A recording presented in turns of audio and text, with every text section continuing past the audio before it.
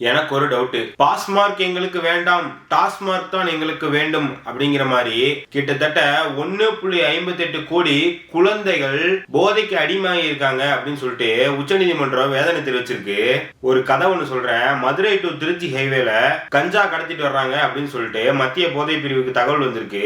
Police உதவியோட மத்திய போதை தடுப்பு பிரிவு அதிகாரிகள் அங்க போய் சோதனை பண்ணிட்டு இருக்காங்க. அப்ப கணேஷ்ங்கிற ஒருத்தர் மாற்றாரு. அவர்கிட்ட 85 கிலோ கஞ்சா இருந்திருக்கு. அவரை அரெஸ்ட் பண்ணி கைது பண்ணி கோர்ட்ல ஒப்படைக்கிறாங்க. அவன் கோர்ட்ல 10 வருஷம் தண்டனையுமே 1 லட்சம் ரூபாய் அபராதம் அப்படின்னு சொல்லிட்டு கோர்ட் தீர்ப்பு வழங்குது.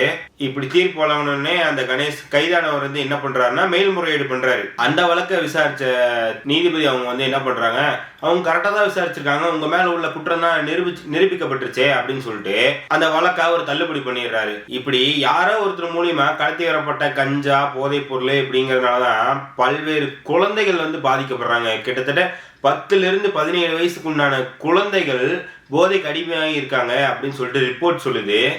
இன்னும் சொல்ல போனா இந்திய இளைஞர்களுடைய மாநில ஒருங்கிணைப்பாளர் சொல்றாரு, இந்த ஹாப்பி ஸ்ட்ரீட் நிகழ்ச்சி மூலமா அந்த இடத்துல நிறைய போதைப் பொருட்கள் புழங்குது, ஆளுங்கட்சியும் காவல்துறையும் உதவியோட புழங்குது அப்படிங்கிற ஒரு விஷயத்தை இன்னைக்கு அறிக்கையா வெளியிட்டு இருக்காரு அவரு. இந்த போதை விஷயத்தை தடுக்கிறதுக்கு என்னதான் வழி, கமெண்ட்ல சொல்லுங்க.